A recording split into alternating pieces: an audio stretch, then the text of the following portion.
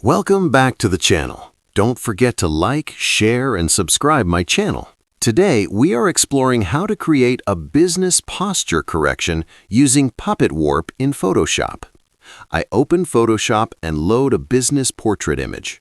I pause here because posture silently communicates confidence.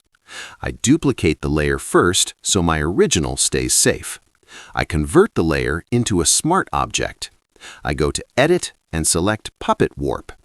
I stop for a second and think. This tool needs patience.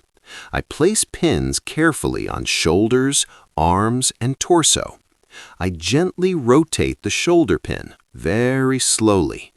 Business portraits should feel natural, not artificial.